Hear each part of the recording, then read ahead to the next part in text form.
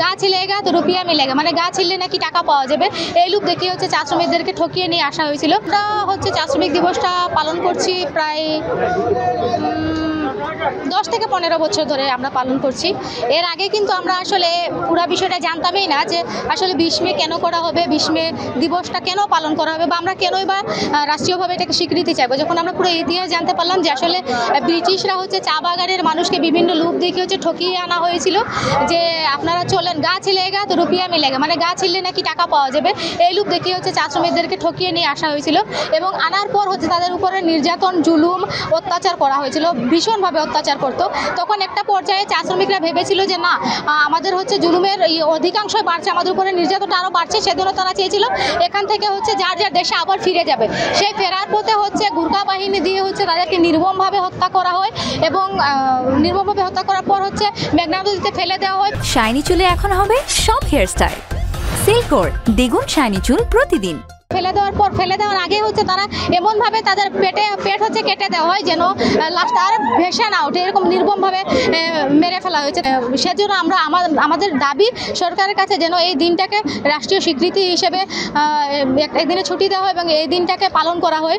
কেননা চা শ্রমিকরা তাদের জীবন দিয়েছে, তাদের রক্ত দিয়েছে এই চা বাগানকে টিকিয়ে রাখার জন্য, তাদের সম্মানের জন্য, কিন্তু তারা এখনো পর্যন্ত তাদের স্বীকৃতিটা পাচ্ছে না। আমরা চাই যে রাষ্ট্রীয়ভাবে স্বীকৃতি দেওয়া হোক। আজ প্রায় 124 বছর আমাদের গত হয়ে গেল, কিন্তু আমরা চা শ্রমিক, আমাদের চা শ্রমিক অধিকার থেকে আমরা বঞ্চিত, আমাদের অধিকার আমরা ফিরে পাচ্ছি না। 1921 সালে 20 মে তখনকার সময়ে গুর্খা বাহিনী দ্বারা নির্মমভাবে শিকার হয়েছিল, লক্ষ লক্ষ শ্রমিক হত্যা হয়েছিল।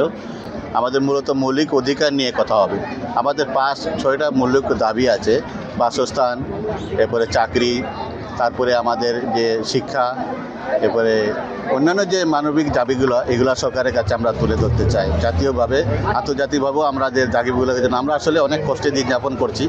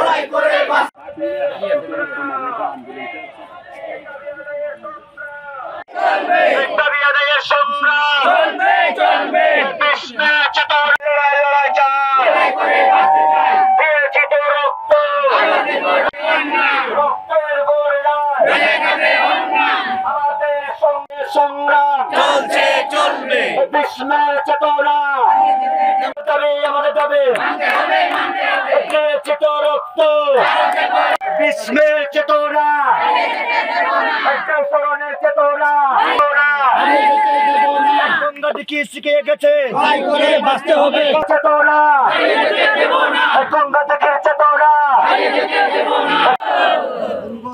আমাদের 2 মিনিট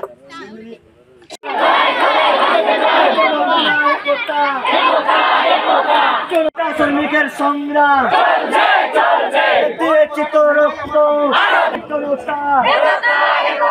একতা না জনতা, দাবি আদায়ের সংগ্রাম চলবে। একটু বড় করো, একটু বড় করো।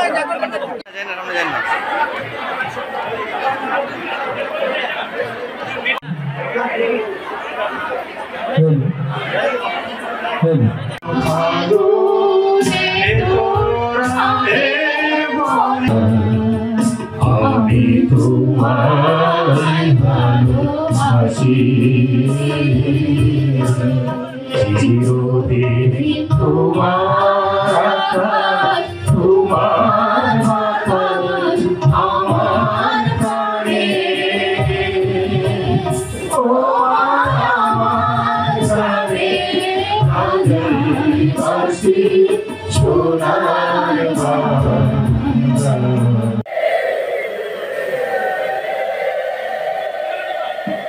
মূল্যবান কথা তারা বলবে, তাদের কথা আপনারা শ্রবণ করবেন এই ঘোষণা দেওয়ার জন্য।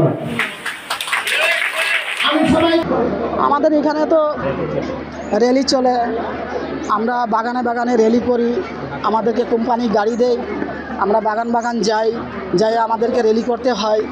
কারণ আমাদেরকে সরকারকে তো আমাদেরকে জানাইতে হয় যে আমাদের দুঃখ বেদনা, বাগানের চা শ্রমিকদের কত কষ্ট, বাগানের যে আমরা চা বাগানে চা পাতা তুলি জলে ঝড়ে অনেক কষ্ট আমরা এই কাজগুলো করি, কত পোকা কামড় অনেক কিছু তো আমরাকে করে, কিন্তু সেটাকে আমরা মনে কিছু করি না।